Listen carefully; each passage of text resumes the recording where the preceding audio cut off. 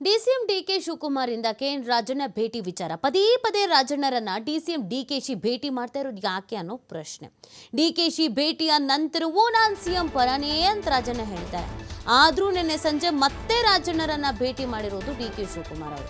K N Rajanna ಜೊತೆ 1 ಗಂಟೆಗೂ ಹೆಚ್ಚು ಕಾಲ ಚರ್ಚೆಯನ್ನ ಮಾಡಿದ್ದಾಗಿರೋದು ಗೊತ್ತಾಗ್ತಾ ಇದೆ.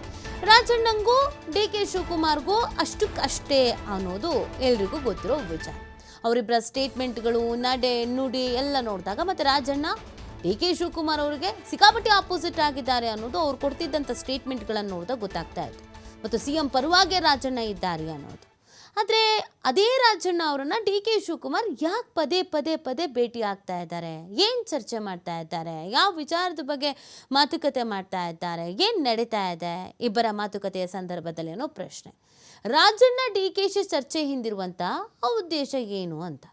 ಸಿಎಂ ಕುರ್ಚಿ ಎಲ್ಲೋ ಮಿಸ್ ಆಗಿಬಿಡುತ್ತೆ ಅನ್ನುವಂಥ ಆತಂಕ ಏನಾದರೂ DCMಗಿದೆಯಾ, ಡಿಕೆ ಶಿವಕುಮಾರ್ ಅವ್ರಿಗಿದೆಯಾ?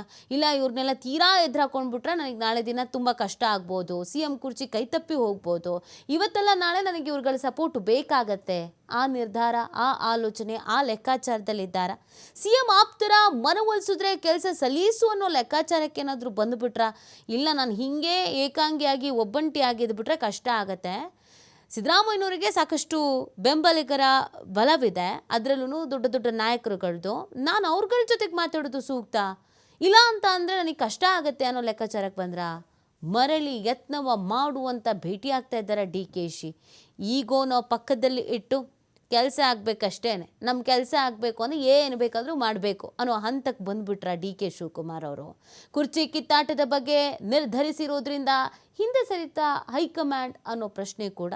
ಹೈಕಮಾಂಡ್ ನಿರ್ಧಾರ ಮಾಡುತ್ತೆ ಅಂತ ಹೇಳ್ತಾ ಇದ್ರು.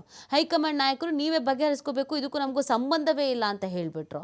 ಹಾಗಾಗಿ ಇವರೇ ನಾನೇ ಮೃತುವರ್ಜಿ ವಹಿಸಿ ನಾನೇ ಒಂದು ಸ್ಟೆಪ್ ತೊಗೊಂಡ್ಬಿಡೋಣ ಅಂತ ನಿರ್ಧರಿಸಿದ್ರ. ಸ್ಥಳೀಯ ಸಮಸ್ಯೆ ಸ್ಥಳೀಯ ನಾಯಕರೇ ಬಗೆಹರಿಸ್ಕೊಳ್ಳಿ ಅಂತ ACC ಅಧ್ಯಕ್ಷ ಮಲ್ಲಿಕಾರ್ಜುನ್ ಖರ್ಗೆ ಅವರು ಹೇಳಿದ್ರು. ಹೀಗಾಗಿ ಪದೇ ಪದೇ ರಾಜಣ್ಣರನ್ನ ಭೇಟಿ ಮಾಡ್ತಾ ಇದ್ದಾರೆ DK ಶಿವಕುಮಾರ್ ಅನ್ನುವಂಥ ಅನುಮಾನ ಇಲ್ಲಿ ಬಲವಾಗ್ತಾ ಇರೋದು. ಹೈಕಮಾಂಡ್ ಇದೆ ಅನ್ನುವಂಥ ಒಂದು ನಂಬಿಕೆಯಲ್ಲಿದ್ರು, ಅಥವಾ ಹೈಕಮಾಂಡ್ ನನ್ನ ಪರವಾಗಿ ಬ್ಯಾಟ್ ಬೀಸುತ್ತೆ ಅನ್ನುವಂಥ ನಂಬಿಕೆಯಲ್ಲಿದ್ರು.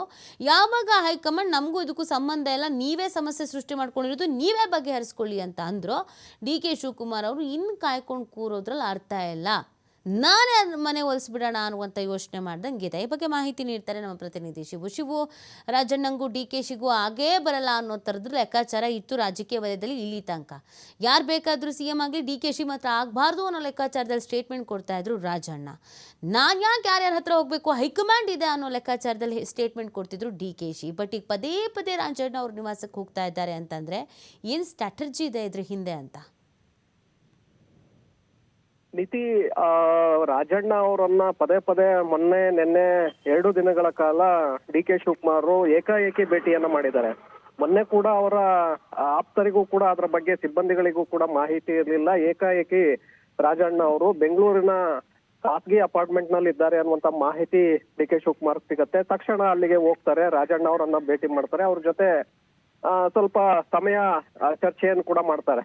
ನಂತರ ಮತ್ತೆ ವಾಪಸ್ ಆಗ್ತಾರೆ. ವಾಪಸ್ಸಾದ ನಂತರ ರಾಜಣ್ಣ ಅವರನ್ನ ಮಾಧ್ಯಮಗಳು ಪ್ರಶ್ನೆ ಮಾಡಿದಂತ ಸಂದರ್ಭದಲ್ಲಿ ರಾಜಣ್ಣ ಅವರು ಹೌದು DK ಶಿವಕುಮಾರ್ ಅವರು ಭೇಟಿ ಮಾಡಿರೋದು ನಿಜ, ನಮ್ಮ ಪಕ್ಷದ ಅಧ್ಯಕ್ಷರು, ಹಾಗಾಗಿ ಭೇಟಿ ಮಾಡೋದಕ್ಕೆ ಅವಕಾಶಗಳಿರುತ್ತೆ, ಆದ್ರೆ ನನ್ನ ನಿರ್ಧಾರದ ಹಿಂದೆ ಯಾವುದೇ ಕಾರಣಕ್ಕೂ ಕೂಡ ನಾನು ಹಿಂದೆ ಸರಿಯೋನಲ್ಲ, ನಾನು ನನ್ನ ನಿರ್ಧಾರಕ್ಕೆ ಬದ್ಧನಾಗಿದ್ದೇನೆ ಅನ್ನುವಂತ ಒಂದು ಸ್ಟೇಟ್ಮೆಂಟ್ ಅನ್ನ ಕೊಡ್ತಾರೆ. ಅಂದ್ರೆ ನಾನು ಅಷ್ಟೆಲ್ಲಾ ಮಾತನಾಡಿ ಬಂದ್ರು ಮತ್ತೆ ರಾಜಣ್ಣ ಅವರು ಈ ರೀತಿಯಾದಂತ ಒಂದು ಹೇಳಿಕೆಯನ್ನ ಕೊಟ್ಟಿದ್ದಾರಲ್ಲ ಅನ್ನುವಂತ ಕಾರಣಕ್ಕೋ ಏನೋ ನಿನ್ನೆ ರಾತ್ರಿ ಮತ್ತೆ ಬೆಂಗಳೂರಿನ ಬ್ರಿಗೇಡ್ ಅಪಾರ್ಟ್ಮೆಂಟ್ ಗೆ ಭೇಟಿಯನ್ನ ಕೊಡ್ತಾರೆ. ರಾಜಣ್ಣ ಅವ್ರ ಜೊತೆ ಸುಮಾರು 1 ಗಂಟೆಗಳ ಕಾಲ ಚರ್ಚೆಯನ್ನ ಮಾಡ್ತಾರೆ DK ಶಿವಕುಮಾರ್. ಕಾರಣ DK ಶಿವಕುಮಾರ್ ಯಾಕೆ ಪದೇ ಪದೇ ರಾಜಣ್ಣ ಅವರನ್ನ ಭೇಟಿ ಮಾಡ್ತಾರೆ ಅನ್ನುವಂಥದ್ದು ಸಹಜ. ಈಗ ಹಿಂದೆನೂ ಕೂಡ ಸಿದ್ದರಾಮಯ್ಯನವರ ಪರವಾಗಿ ಬ್ಯಾಟಿಂಗ್ ಮಾಡ್ತಿದ್ದಂಥವ್ರು ರಾಜಣ್ಣ, ಜೊತೆಗೆ ಸಚಿವ ಸ್ಥಾನ ಹೋಗೋದಕ್ಕೂ ಕೂಡ DK ಶಿವಕುಮಾರ್ ಕಾರಣ ಅನ್ನುವಂತಹ ಅಸಮಾಧಾನ ಇವತ್ತಿಗೂ ಕೂಡ ರಾಜಣ್ಣ ಅವ್ರಿಗೆ ಇದೆ.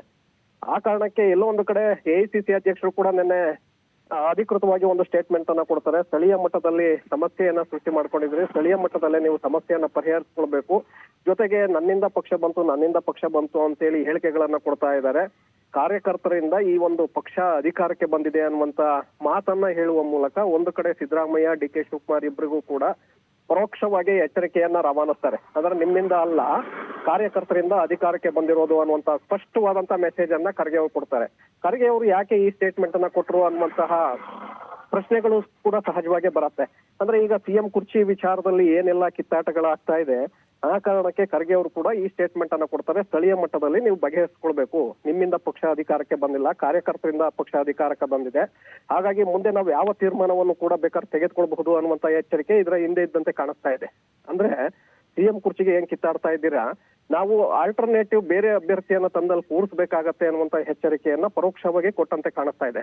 ಹಾಗಾಗಿ ಯಾವಾಗ ಖರ್ಗೆ ಅವರು ಈ ಸ್ಟೇಟ್ಮೆಂಟ್ ಅನ್ನ ಕೊಡ್ತಾರೆ, ಮತ್ತೆ ನಿನ್ನೆ ರಾಜಣ್ಣ ಅವರನ್ನ ಭೇಟಿ ಮಾಡ್ತಾರೆ, ಅವ್ರ ಜೊತೆ 1 ಗಂಟೆಗಳ ಕಾಲ ಚರ್ಚೆಯನ್ನ ಮಾಡ್ತಾರೆ. ನನಗೆ ಒಂದು ಬಾರಿ ಅವಕಾಶವನ್ನ ನೀವು ಮಾಡ್ಕೊಡಿ, ನೀವೆಲ್ಲರೂ ಕೂಡ ನನ್ನನ್ನ ಬೆಂಬಲಿಸಿ, ನನಗೆ ಎಲ್ಲರೂ ಕೂಡ ಒಟ್ಟಾಗಿ ಪಕ್ಷ ಮತ್ತೆ ಸರ್ಕಾರವನ್ನ ಮುನ್ನಡೆಸೋಣ ಅನ್ನುವಂತ ಮನವಿಯನ್ನ ಅವರ ಮುಂದೆ ಇಟ್ಟಿದ್ದಾರೆ ಅನ್ನುವಂತ ಮಾಹಿತಿಗಳಿದೆ.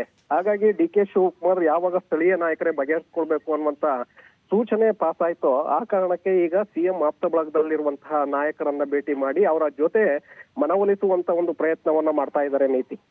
Okay, thank you Shivatamala ಡೀಟೇಲ್ಸ್ಗಾಗಿ.